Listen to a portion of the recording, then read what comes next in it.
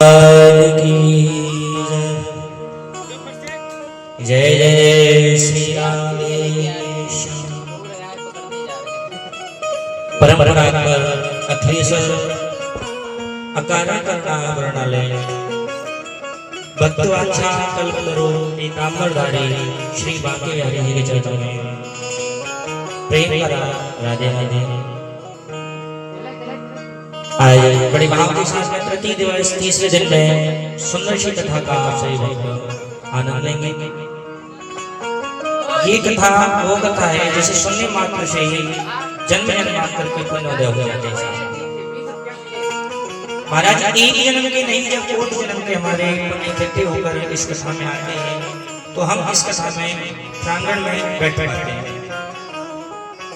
कल आप लोगों ने बड़े भाव के साथ में सुना, परीक्षित जी को श्राप लगा। सुखदेव जी परीक्षित महाराज को बड़ी शुभ सिद्धि पे अमृत वर्षा का श्रवण करा रहे हैं।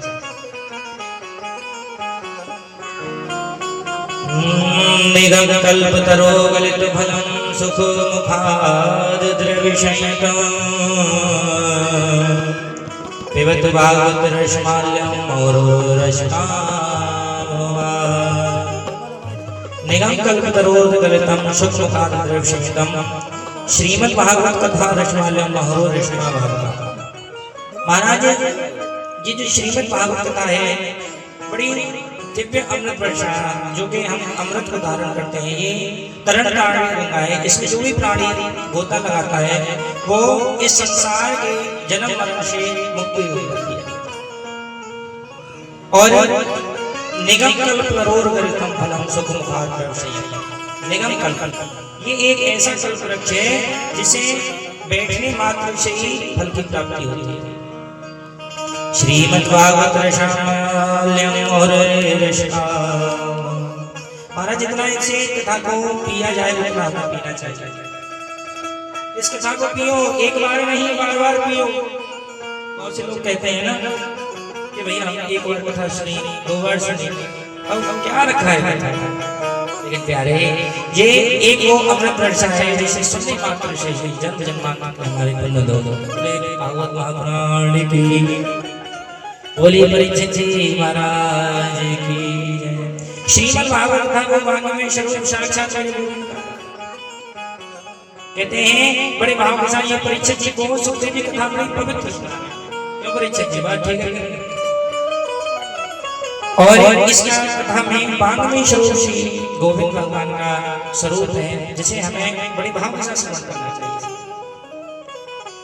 श्रीमद् भागवत कथा का स्वरूप है, भाग में मेरे कन्हैया का स्वरूप है जो इस कथा को पीने मात्र से ही जो हमारे जन्म जन्मांतर के जो पाप होते हैं वो दूर चले जाते हैं, क्षीण हो जाते हैं। सुखदेव जी महाराज कह रहे हैं राजा परीक्षित ये कथा का तृतीय दिवस हुआ। तृतीय दिवस से बड़ी सुंदर सी कथा का आप सभी भक्तों आनंद ले रहे हैं। और आज तो एकादशी है परीक्षित जी। एकादशी के दिन जो भी कथा में श्रवण करता है उसके जन्म जन्मांतर के पुण्य हो जाते हैं। कथा सुनने मात्र से ही फल की प्राप्ति होती है। कहते हैं कि संत समागम हरि कथा तुलसी दुर्लभ होए सुखदारा और लक्ष्मी पापी।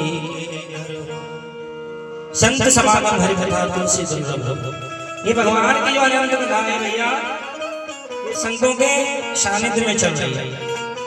संत समागम हरि कथा तुलसी दुर्लभ होए और सुखदारा और लक्ष्मी पापी के घर होए। सुखदारा और लक्ष्मी तो पापी के घर हो जाती है, लेकिन जब संत की कृपा हमारे जीवन में आती है, हमारे जीवन में संत भगवान की कृपा होती है तो ये श्रीमद् भागवत कथा श्रवण करने को मिलती है। दीपक भाई राजा परीक्षित बड़ी सुंदर सी कथा श्रवण करा रहे महाराज, बड़ी सुंदर सी जिसे सुनने मात्र से ही बहुत सी कहते हैं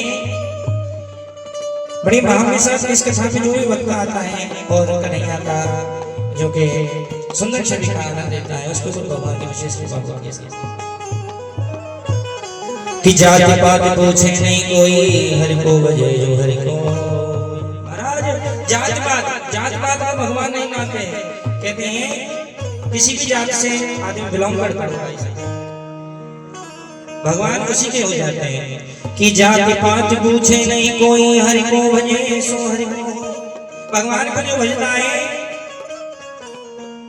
भगवान का वो है।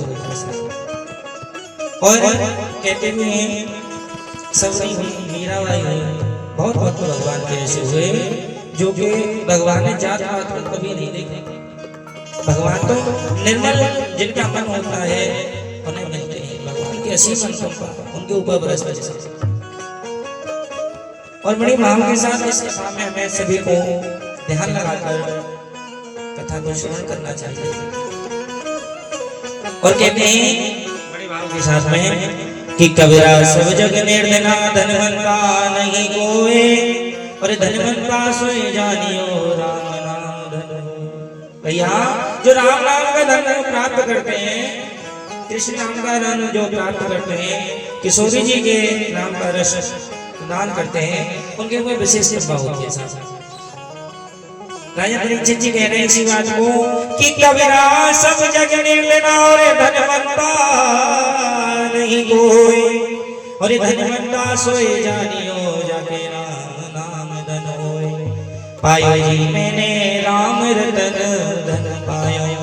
जो राम नाम का जो धन होता है उसके ऊपर भगवान की विशेष कृपा होती है। बैंक बैलेंस से काम नहीं चलेगा प्यारे, बैंक बैलेंस से कोई काम नहीं चलेगा। तो राम नाम धन का जो धन होता है वो सही भक्तों के पास होना चाहिए। हमें भगवान का ध्यान करना चाहिए, चिंतन करना चाहिए। राजा परीक्षित जी सुखदेव जी महाराज कहते हैं हे परीक्षित